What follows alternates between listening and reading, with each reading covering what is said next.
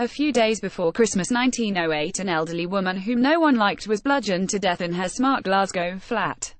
Within hours, a man whom no one liked either was identified as her killer and, in due course, condemned to hang.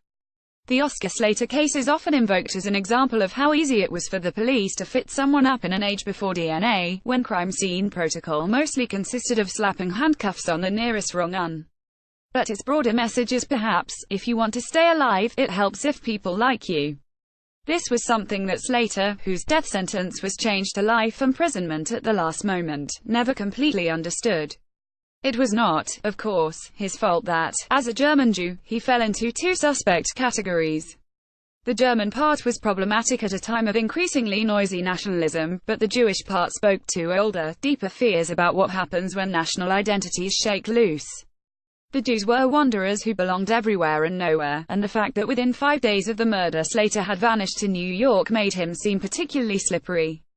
There were other things too about the 36-year-old that suggested textbook degeneracy. He lived with a prostitute, made money by gambling, and was known to visit pawn shops. Indeed, a silver brooch that he had recently pledged bore a resemblance to a piece of jewelry that had gone missing during the attack on Miss Gilchrist.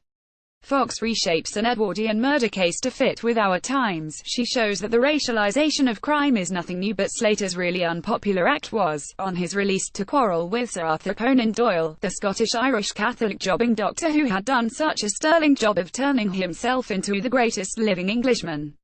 Doyle wasn't revered simply for creating the world-conquering detective Sherlock Holmes, but also because he had recently begun to concern himself with real-life miscarriages of justice. For 18 years he threw his considerable moral bulk behind a campaign to get Slater released from Peterhead prison, whereupon the newly freed Slater turned around and refused to behave with the proper gratitude of a good immigrant. In particular, he didn't see why he should reimburse Doyle's expenses out of his meager state compensation.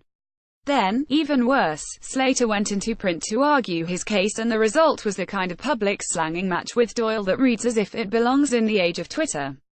There have been more books, newspaper articles and TV documentaries about Doyle's involvement in the Slater affair than you can shake a cherrywood pipe at. Margalit Fox's take on the whole business is that the case could only have unfolded in the way it did because it was uniquely hinged between two different ways of seeing the criminal world. On the one hand, she suggests Slater was a victim of the late Victorian pseudoscience of criminological anthropology, which harnessed dodgy eugenics to prove that criminals are born, not made. You only had to look at a man's shifty eyes, weak mouth and, perhaps most significant at a time of rising antisemitism, big nose, to know that he was on the point of doing something very bad indeed. Slater's mucky private life and broken English was all that was needed to convince the local police that he was exactly the sort of man who would break into an old lady's home and bash her to death. Investigating real-life miscarriages of justice. Arthur Conan Doyle. Photograph, Holt and Getty. Against this, Fox shows the new system of forensic science, as typified by Doyle's great creation Sherlock Holmes. This way of proceeding required a close reading of present effects, or clues, from which to work meticulously back to the original event, oblivious to the distraction of noisy generalizations. Fox argues that this is what Doyle did in the Slater affair, although, to be honest, the flaws in the police case are so blindingly obvious that even Dr. Watson would have smelled a rat. Within a few days of Gilchrist's murder it became clear that Slater's pawn ticket did not relate to the stolen brooch, that his trip to New York had been planned weeks earlier, and that he bore no resemblance to the man seen fleeing the flat. Put simply, the police were fitting Slater up, quite possibly to cover for the real murderer, who was rumored to be a member of Gilchrist's own family. Fox, who is a New York Times journalist, has worked hard to reshape a classic Edwardian murder case to make it fit with our times. In particular, she wants us to see that the racialization of crime is nothing new. Bad science and economic insecurity have long been responsible for creating outgroups on whom we dump our worst terrors.